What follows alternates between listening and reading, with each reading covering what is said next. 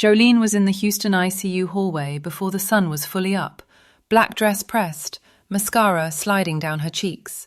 She leaned toward Dr. Min Park and said, "Let him go. That's what he would want." She spoke like the decision was already signed. A nurse opened my father's wallet at the desk, looking for contacts.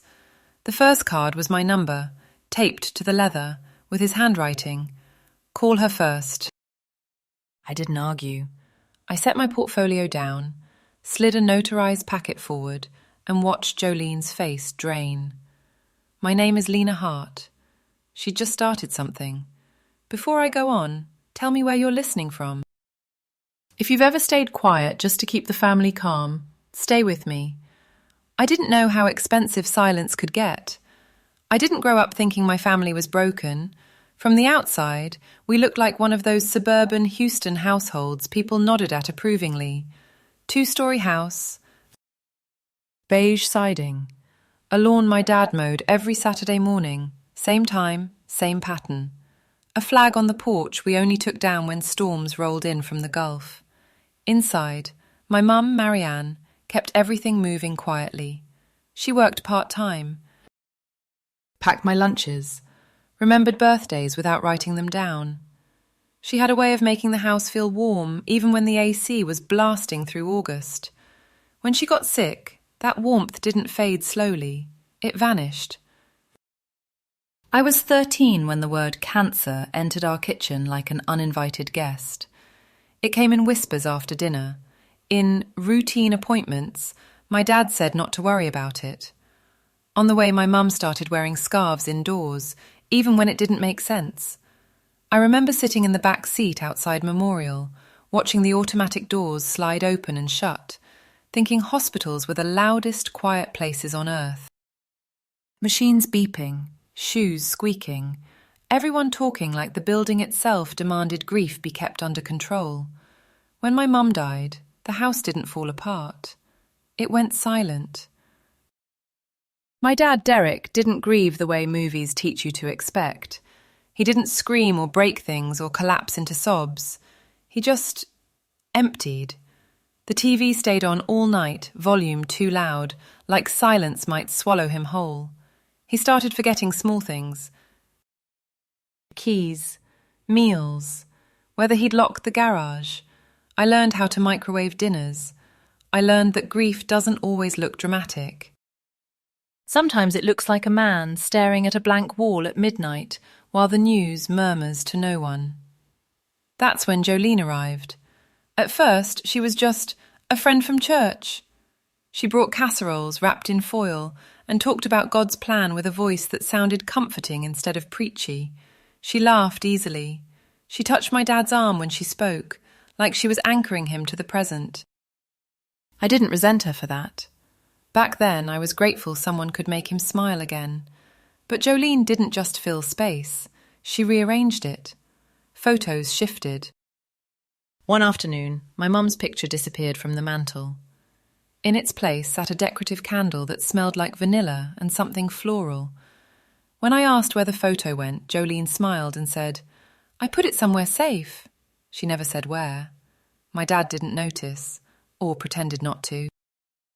I told myself it wasn't worth fighting over a frame. Then Troy and Sienna came with her. They moved in like they'd always belonged there. Troy was a year older than me, tall, confident, already acting like the world owed him cooperation. Sienna was younger, phone always in her hand, performing even when no one was watching. Jolene introduced them proudly. "My kids," she'd say, correcting herself only if someone else looked confused. At first, the favoritism was easy to excuse. Troy broke a lamp roughhousing in the living room, and Jolene laughed it off. I scratched the car pulling out of the driveway and got a lecture about responsibility. Sienna forgot her homework, and it was, "Kids will be kids." I brought home a B+ one semester and heard, "You could have tried harder." I learned how to survive. Stay helpful, stay quiet, don't take up space.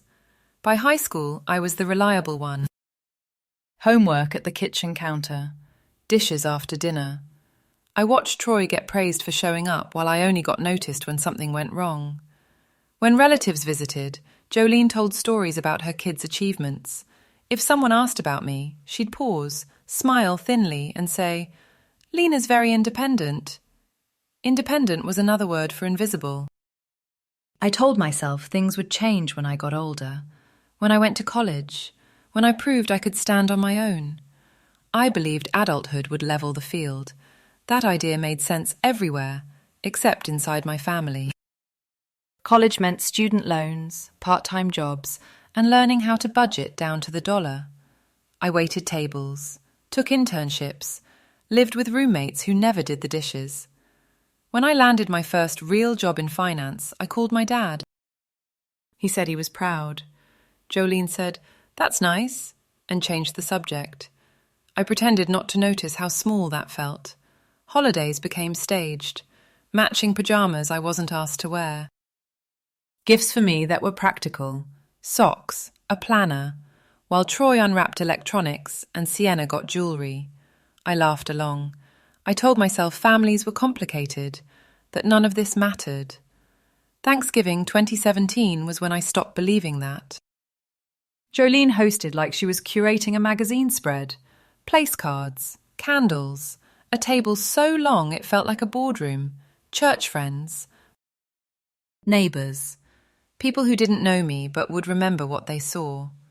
Halfway through dinner, Jolene stood and tapped her glass.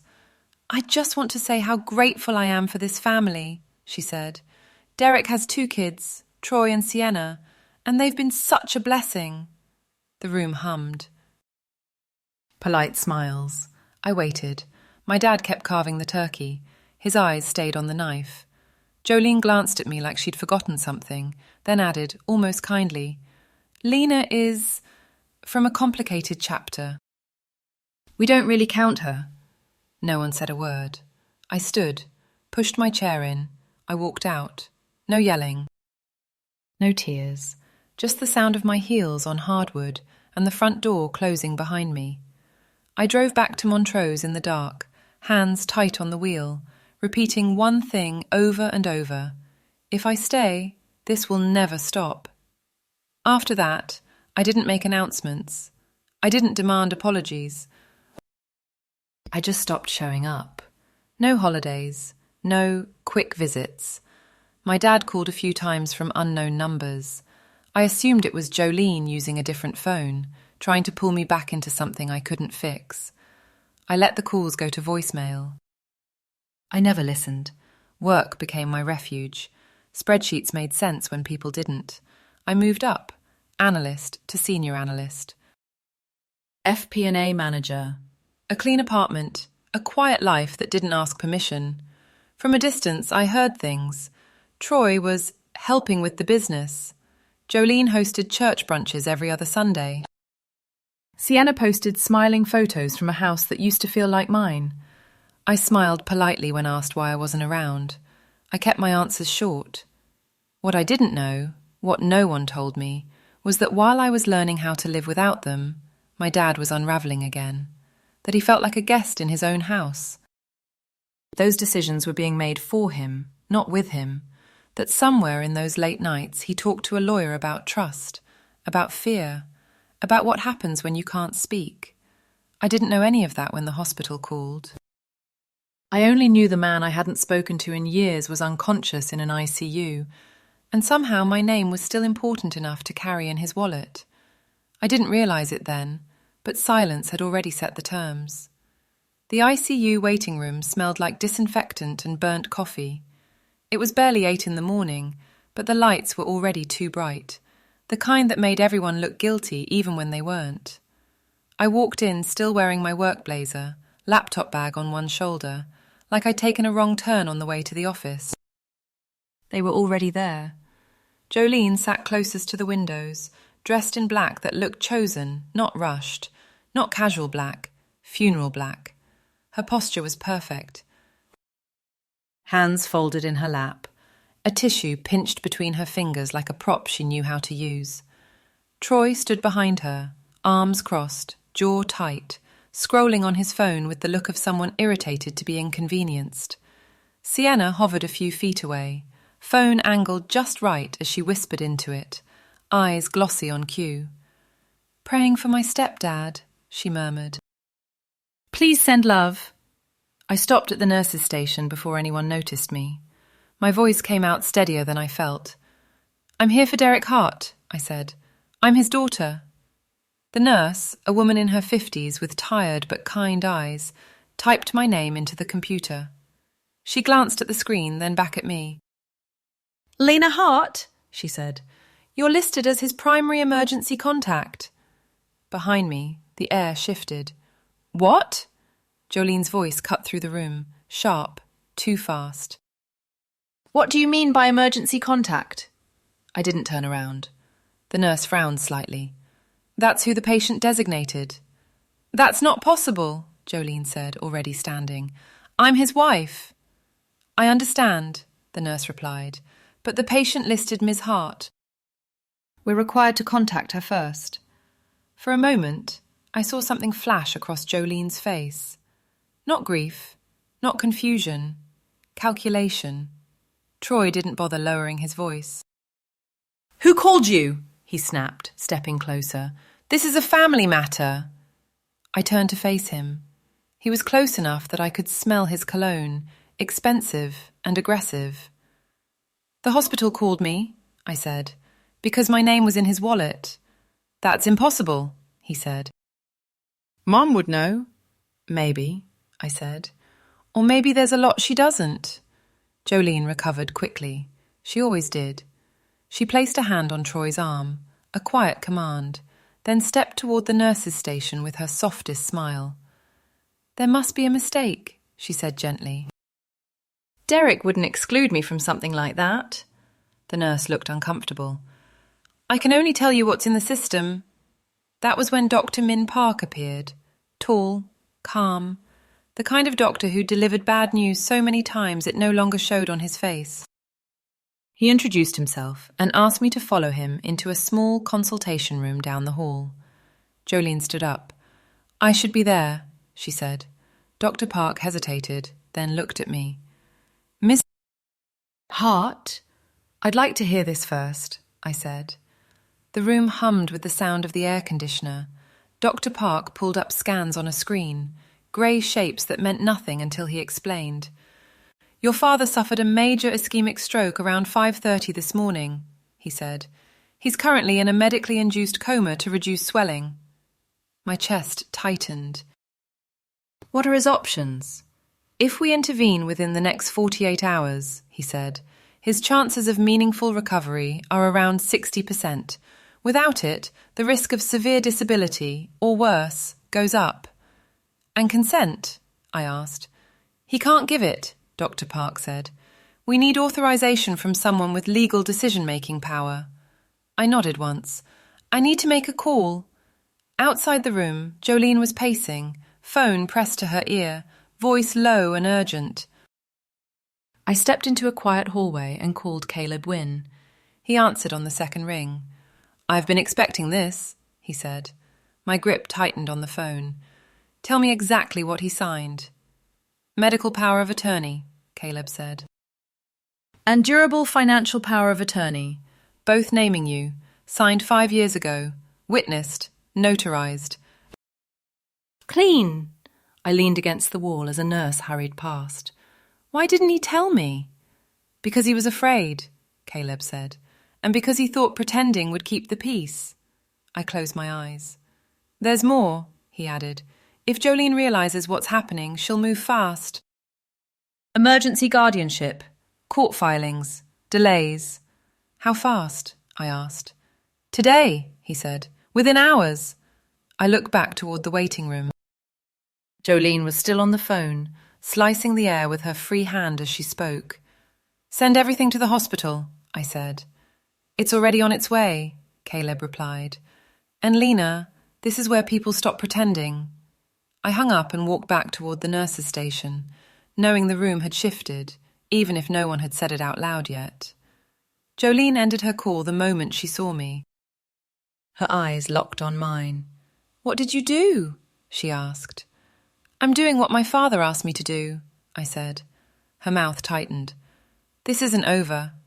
I believed her. My phone buzzed before she could say anything else. An unfamiliar number. I stepped aside and answered. "Miss Hart," a woman said carefully, "this is First National. I'm calling to let you know account access for Derek Hart has been updated. All outgoing transactions now require authorization from the designated representative." I thanked her and hung up. Across the room, Jolene stared at her own phone. For the first time since I'd arrived, she didn't look composed. She looked cornered. Troy moved toward me, his voice dropping. "You really think you deserve the same as me?" he said. "For what? You weren't even here." I studied his face, the confidence, the assumption, the way he'd already divided things up in his head. "I'm here now," I said. Sienna let out a shaky breath and raised her phone higher. I saw the reflection in the glass, red dots blinking. "Liv."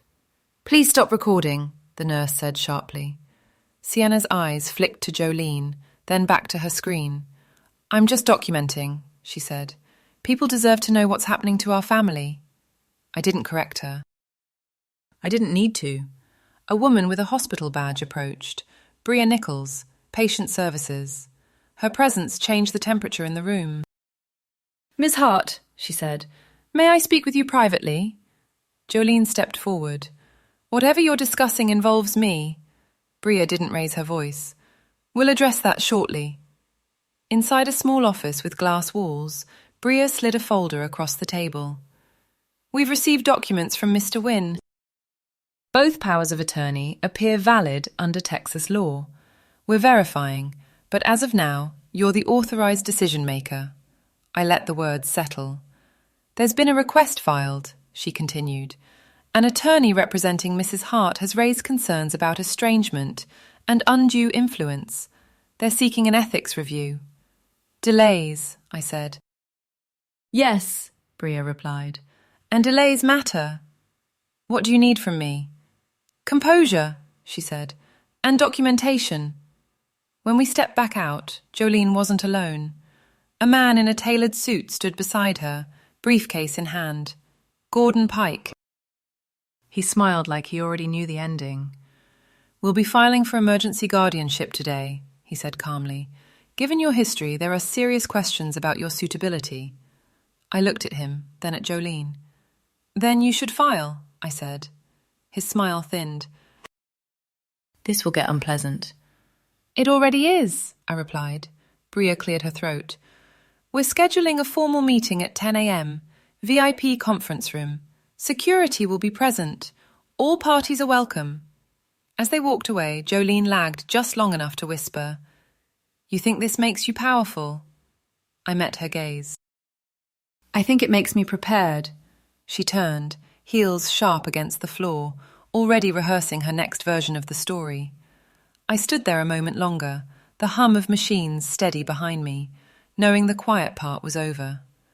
The VIP conference room was colder than the rest of the hospital. The air conditioning turned just a notch too high. A long table divided the space cleanly. Water glasses were set out. A box of tissues sat in the center like a prediction. Through the windows, downtown Houston went on as if none of this mattered. I took the chair at one end. Jolene sat opposite me, perfectly arranged. Gordon Pike to her right. Troy to her left. Sienna hovered just behind them, phone already in her hand, pretending to text while angling the screen. Dr. Min Park stood near the window, arms crossed. Bria Nichols took a seat near the door. 2 security officers waited outside. Jolene started. She talked about 20 years of marriage, about devotion, about faith, about how she'd held this family together. Her voice shook at the right moments. Gordon nodded along, hands folded. Troy stared straight ahead, jaw set. Sienna sniffed quietly, eyes damp, camera steady. Then Gordon spoke. Words like estrangement, suitability, undue influence. He said them calmly, like they were already facts, like I was an interruption that would soon be corrected. No one asked me anything. So I waited. When the room finally went quiet, I opened my leather portfolio. Slowly, no rush. I placed one document on the table, then another. Medical power of attorney, I said. Durable financial power of attorney, signed 5 years ago. Bria glanced at the pages, then nodded. Both documents have been verified by hospital law. Gordon leaned forward. Documents can be challenged. Of course, I said. Which is why there's more. I slid out an email, printed, time-stamped, metadata intact. My father sent this to his attorney, I said. 3 days before he signed those papers. Subject line, for when I can't speak. Jolene's eyes dropped to the table. I didn't read the whole thing. I didn't need to. Just the lines that mattered. The ones about fear, about pressure, about not wanting decisions made for him. Troy shifted in his seat. I placed one more page down. This is the advance directive Mrs. Hart presented earlier, I said. Photocopy. No proper notarization. Witness signatures don't match the state record. Gordon's smile disappeared. And this, I added, is the bank log showing attempts to change authorized access after my father lost capacity. The room stayed silent. Dr. Park cleared his throat. We need a decision. I approve of the intervention, I said, as soon as your team is ready. He nodded. We'll proceed. I turned to Bria. Please update the approved visitor list. She met my eyes. Who should be included? Just me, I said. Jolene stood abruptly, chair scraping. You can't do this. I didn't raise my voice. I just did. Security stepped forward. As Jolene was escorted out, Bria glanced at her tablet. One more thing, she said. Your father has a safe deposit box at First National. Instructions state it can be opened if he's incapacitated or deceased. The authorized name is yours. For the first time that morning, Jolene didn't have a response. After the meeting, the hallway felt longer than it had before. Quieter, too. I sat alone on a vinyl chair near the elevators, my bag at my feet, watching the numbers above the doors change and change again. I wasn't shaking. I wasn't relieved. I felt steady, the way you do after making a decision you can't undo. Caleb Wynne called a few minutes later. They filed the preliminary guardianship paperwork before the meeting, he said. It won't go anywhere now, but this moves to probate territory. I figured, I said. He paused. About the safe deposit box. Don't rush it. Open it with witnesses. Camera on. Chain of custody documented. Do it once and do it clean. I pictured the key, still sitting in my dad's desk drawer where he always left important things. I'd walked past it 100 times growing up, never knowing what it was for. They're going to tell a story, Caleb continued. Church friends, family friends, anyone who'll listen. I know, I said. When I hung up, I didn't feel angry. I felt focused. They thought they'd cut me out for good. All they really did was give me permission to stop protecting them. I stood and walked toward the parking garage. The air smelled like exhaust and concrete. Somewhere above me, my father was being prepped for surgery by people who didn't care about family politics, only outcomes and charts. The box wasn't revenge. It wasn't even closure. It was leverage. And leverage only works if you wait until the other side thinks they've survived the worst of it. They buried the truth in paperwork. Unfortunately for them, I read every line. The first night I slept after everything happened, I didn't dream.